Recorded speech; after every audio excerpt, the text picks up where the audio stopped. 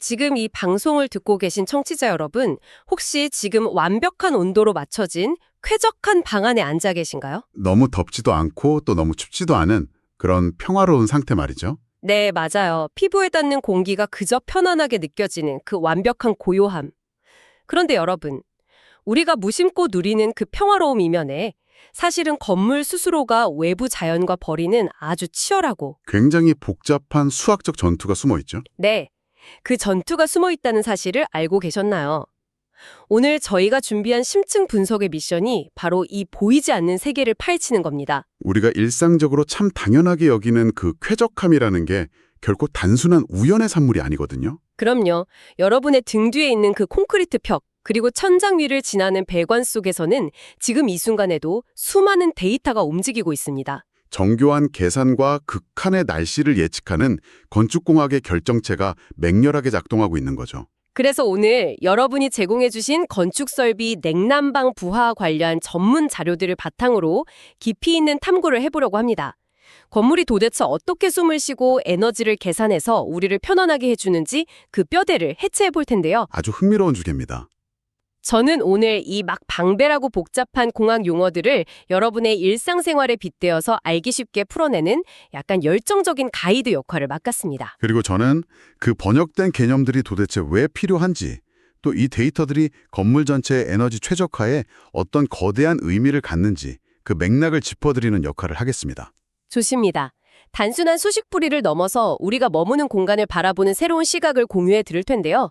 일단 건축 설비에서 가장 기본이 되면서도 핵심적인 단어부터 시작하죠. 부하, 즉 로드 대한 인허기군요. 네, 부하요. 우리는 보통 덥다, 에어컨 온도 좀 낮춰야지 하고 단순하게 생각하잖아요.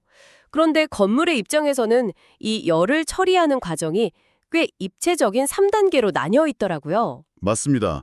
실부하, 장치부하, 그리고 여론부하라는 개념이죠. 제가 이 3단계를 자료에서 딱 보면서 우리 일상에서 아주 익숙한 시스템이 하나 떠올랐습니다. 바로 배달 음식 시스템인데요. 배달 음식이요? 발생 장소에 따른 부하의 구분을 배달 시스템으로 연결하시다니 아주 신선한데요? 어떻게 대입해 볼 수 있을까요? 같이 한번 상상해 보시죠. 여러분이 퇴근 후에 집에서 저녁으로 먹어야 하는 음식의 순수한 양 있잖아요.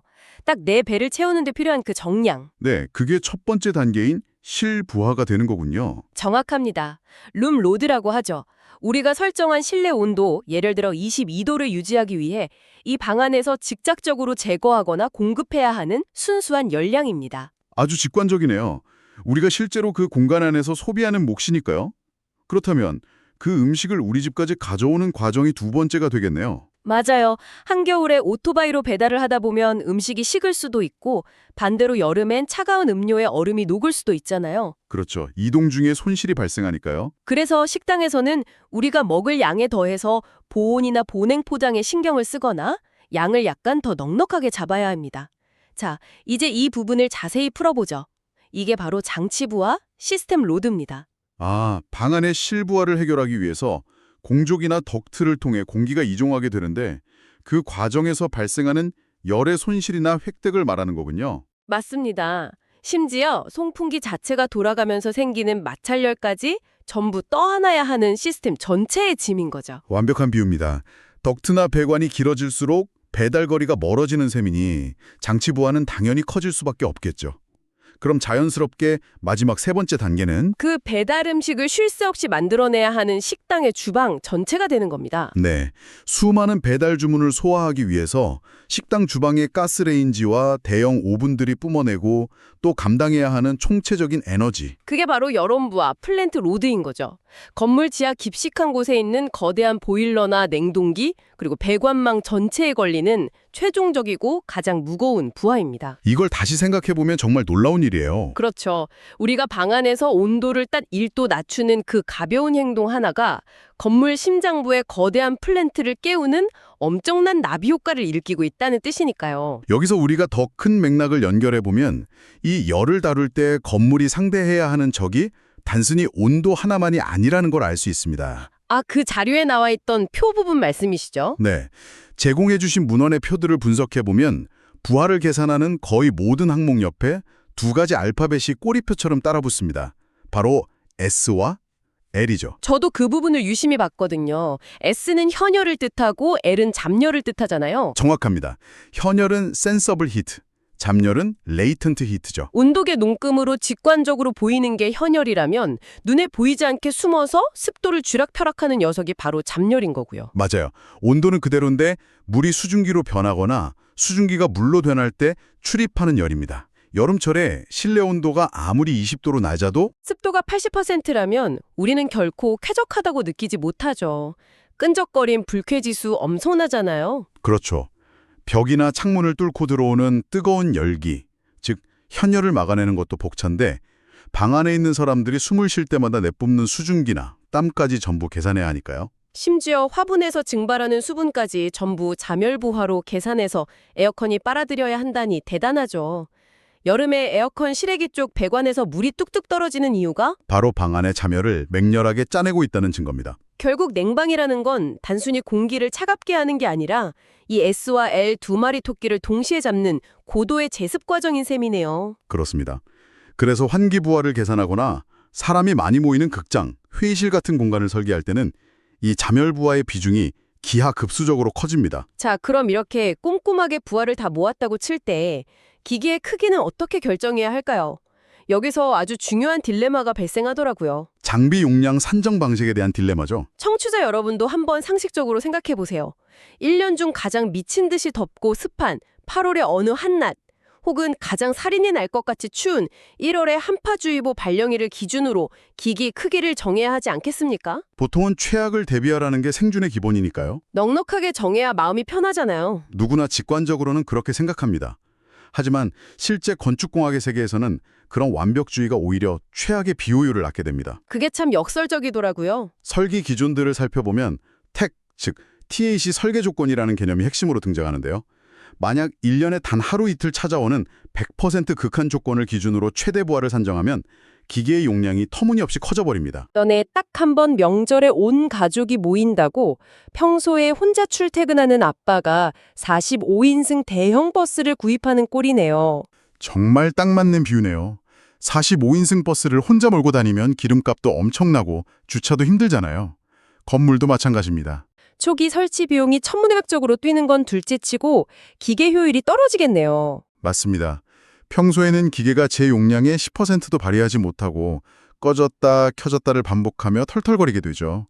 효율은 바닥을 치고 기계 수명은 짧아집니다. 그래서 우리나라 국토교통부의 건축물 에너지 절약 설계 기준을 보면 일반 건축물은 상위 2.5%의 극한 온도를 과감히 포기하고 설계한다고 되어 있죠. 네, 그 2.5%라는 수치가 아주 중요합니다. 2.5%를 버린다는 게 체감상 어느 정도인지 숫자로 한번 따져볼까요? 만약 어떤 지역에서 1년 동안 에어컨을 가동하는 냉방 기간이 총 3,000시간이라고 가정해 보겠습니다. 3,000시간에 2.5%면 계산이 어떻게 되죠? 딱 75시간이네요. 맞습니다. 1년 중 가장 더운 75시간, 며칠의 한낮 동안은 외부 온도가 우리가 설계한 기계의 방어력을 초과한다는 뜻입니다. 아, 그 시간대에는 에어컨을 최고 출력으로 틀어도 실내가 설정 온도보다 1도나 2도 정도 높을 수 있겠군요. 그렇죠. 완벽함을 포기하는 공학의 지혜가 바로 여기 있습니다. 여기서 정말 흥미로워지는 점은 단 75시간 동안의 완벽한 쾌적함을 살짝 양보하는 대가로 건물은 1년 내내 최적의 효율로 돌아가는 가볍고 경제적인 장비를 얻게 된다는 겁니다. 물론 병원 수술실이나 정밀 반도체 공장처럼 생명이나 품질과 직결되는 곳은 기준을 1%로 좁혀서 안전망을 훨씬 더 두껍게 가져가지만요. 일반적인 건물에서는 그 약간의 부족함이 오히려 전체 시스템을 살리는 셈이네요. 이 지점에서 우리가 더 큰 맥락을 연결해보면 더 흥미로운 모순과 마주치게 됩니다. 어떤 모순이죠? 건물의 온도를 다룬다는 점에서 난방과 냉방은 마치 동전의 양면 같지만 그 부하를 계산하는 세계관은 완전히 정반대라는 사실입니다. 아, 맞아요. 저도 문헌을 분석하면서 이건 완전히 다른 두 개의 철학이구나 하고 느꼈어요. 우선 난방, 그러니까 건물을 따뜻하게 만드는 부하 계산은 지독할 정도로 보수적이고 방어적이더라고요. 철저하게 정상 상태, 즉 스테디 스테이트를 가정하고 계산하죠. 시간에 따라 온도가 변하거나 벽체가 열을 머금는 현상 따위는 계산에서 배제합니다. 게다가 난방 부하를 계산할 때 철저히 배제하는 요소들을 보면 그 방어적인 성격이 진짜 명확해집니다. 어떤 것들이 있었죠? 창문으로 쏟아지는 따뜻한 햇빛, 실내에 있는 사람들의 체온, 켜져 있는 컴퓨터나 복사기에서 나오는 열기. 이 모든 것들이 난방을 돕는 내부 발열 요소인데 계산식에서는 아예 0으로 치부해버리잖아요. 아니 겨울철 창가에만 가도 볕이 얼마나 따뜻한데 그걸 안 친다고요. 하하, 그렇게 생각하실 수 있죠. 하지만 생각해보면 그럴만도 합니다. 만약 햇빛이 방을 데워줄 거라고 굳게 믿고 보일러를 아주 작게 설계했는데 일주일 내내 폭설이 쏟아지고 먹구름이 낀다면 어떨까요? 게다가 주말이라 사무실에 사람도 없고 컴퓨터도 다 꺼져 있다면 건물은 바로 얼어붙겠죠. 그래서 난방 설계는 아무런 도움도 받을 수 없는 가장 춥고 캄캄하며 텅 빈 공간이라는 최악의 시나리오를 방어하는 성벽을 쌓는 작업입니다. 완전 짠돌이 방어전이네요. 방위 계수를 보더라도 열을 많이 빼앗기는 북측 창문이나 벽은 부하를 1.2배로 넉넉하게 부풀려서 잡고 볕이 두는 남측은 1.0배로 잡는 식으로 철저히 여유를 두고요. 맞습니다.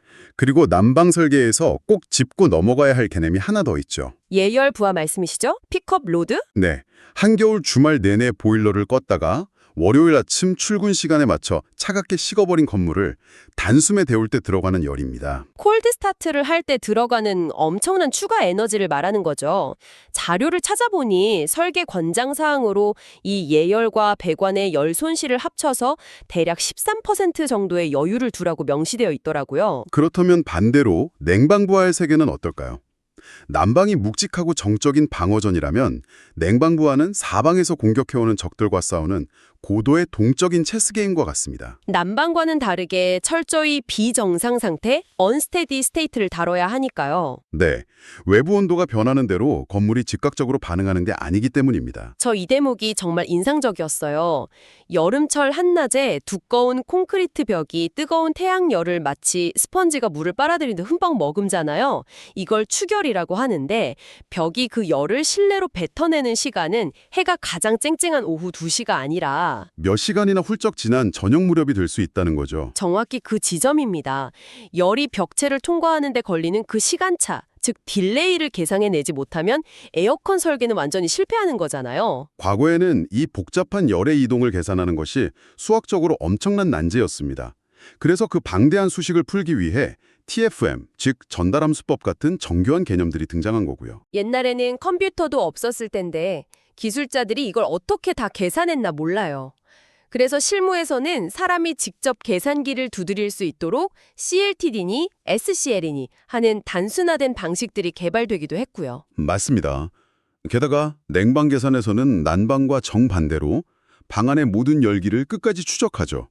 천장의 조명 하나, 모니터의 발열, 심지어 사람의 체온까지 1와트 단위로 싹 다 긁어 모아서 에어컨 용량에 더해버립니다. 겨울철 보일러는 이 세상에 날 도와줄 열은 아무것도 없다고 가정하지만 여름철 에어컨은 벽도 날 공격하고 유리창에 햇빛도 날 찌르고 심지어 방 안에 있는 전구마저 내 적이다 라고 인식하는 거네요. 완전 사방이적인 난전인 셈입니다. 기가 막힌 대비책이네요.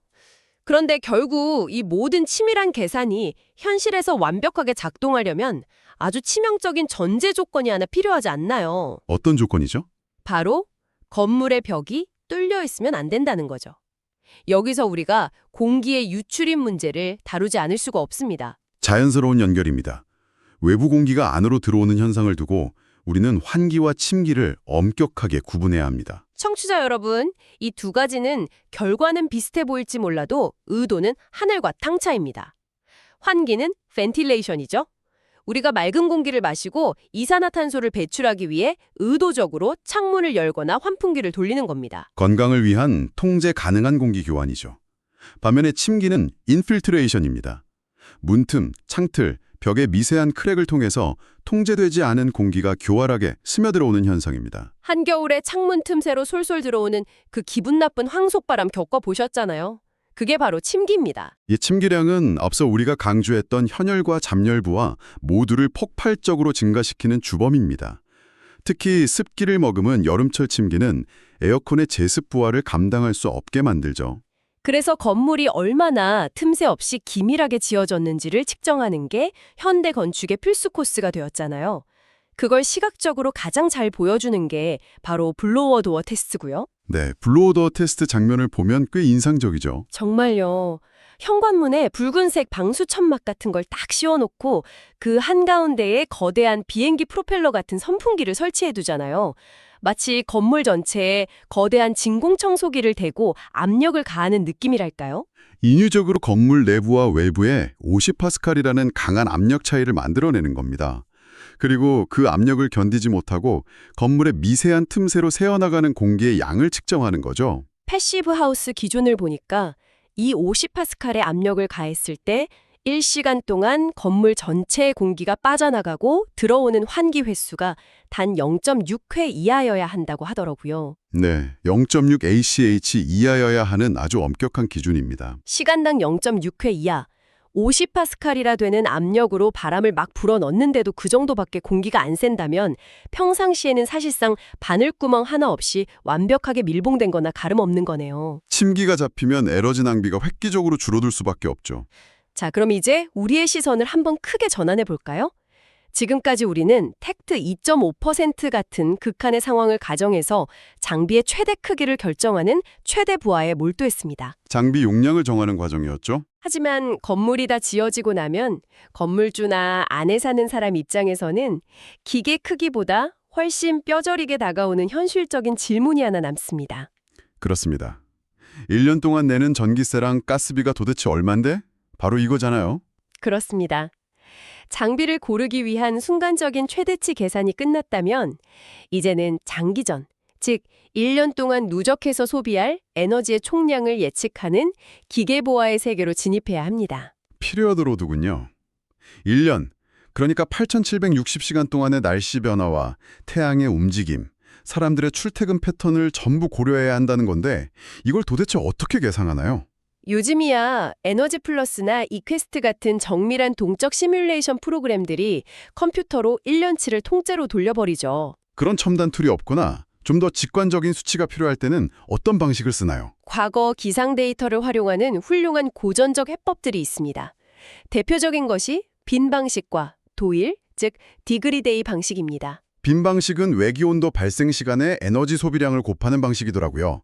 그리고 특히 난방 에너지를 직관적으로 가늠할 수 있는 난방도일 개념은 아주 흥미로웠습니다. HDD라고 부르는 이 난방도일 개념은 아주 우아한 통계적 접근이죠. 청취자 여러분이 이 개념을 이해하시려면 먼저 균형점 온도라는 숫자를 아셔야 합니다. 밸런스 포인트 템퍼러처.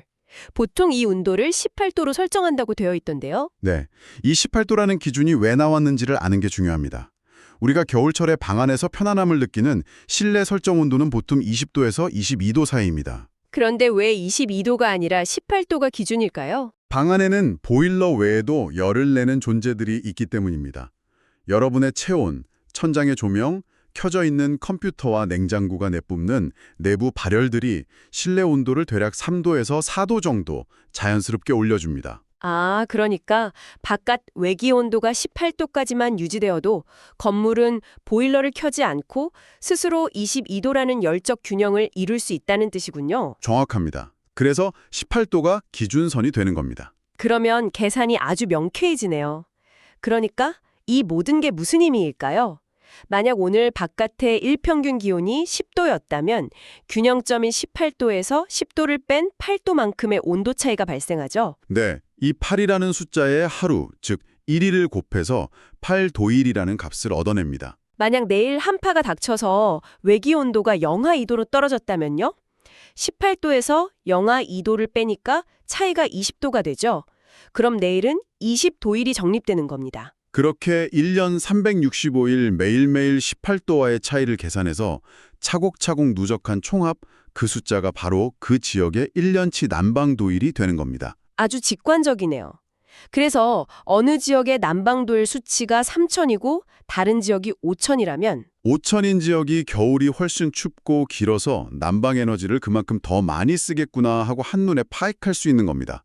복잡한 시뮬레이션 없이도 건물의 장기적인 에너지 지출을 가늠하는 지표가 되는 셈이죠. 오늘 이 심층 분석의 여정을 함께 하시면서 여러분이 머무는 공간을 둘러싼 보이지 않는 호흡을 조금이나마 느끼셨기를 바랍니다. 정말 많은 이야기들을 나누었네요. 앞으로 여러분이 벽에 붙어 있는 온도 조절기를 무심코 누르실 때, 혹은 카페 창가에 앉아 따뜻한 햇살을 맞을 때, 이제는 그저 아, 춥다 혹은 덥다로 끝나는 게 아닐 겁니다. 벽체에 흡수되는 복사열이나 2.5%의 계산된 여유 같은 것들을 떠올리시겠죠? 맞아요.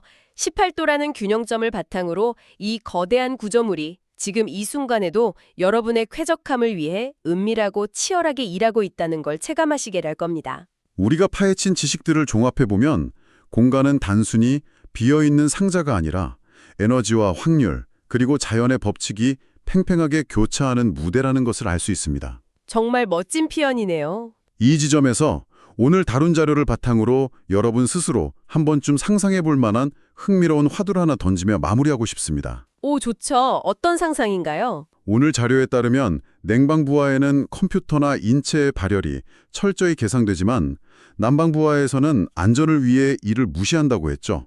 방어적인 설계니까요. 네, 철저하게 0으로 치부한다고 했었죠. 그런데 상상해 보시죠. 우리가 패시브 하우스처럼 극단적으로 기밀성이 높고 단열이 완벽한 건물을 짓습니다. 그리고 그 안에 엄청난 열을 뿜어내는 고성능 전자기기와 서버, 사람들이 꽉 들어찬다면 어떻게 될까요? 와, 상상만 해도 안이 찜질방이 될 것 같은데요? 어쩌면 머지않은 미래의 첨단 사무용 밴드임에서는 한겨울 칼바람이 부는 날씨에도 난방부하라는 개념 자체가 완전히 사라져버릴지도 모릅니다. 오히려 그 내부 발열을 식히기 위해 한겨울에도 에어컨을 팽팽 틀어야만 하는 역설적인 상황이 일상이 될 수 있겠네요. 그렇게 된다면 우리가 전통적인 기준으로 삼았던 18도의 균형점 온도의 공식마저 전면 수정해야 하는 완전히 새로운 건축의 시대가 열리게 되지 않을까요? 한겨울 영하의 날씨에 난방부하가 제로가 되는 건물이라 기술의 발전과 기밀성의 극대화가 공학의 오랜 공식 자체를 뒤집어 버릴 수도 있다는 그 상상이 정말 짜릿합니다. 여러분이 계신 그 공간의 미래를 이런 새로운 시각으로 상상해 보시길 바랍니다. 오늘 저희와 함께 건물에 보이지 않는 수학적 전투를 깊이 있게 파헤쳐 주셔서 감사합니다. 다음 분석에서도 흥미로운 이야기로 찾아뵙겠습니다. 여러분의 지적 호기심을 완벽하게 채워줄 새로운 주제로 다시 돌아오겠습니다.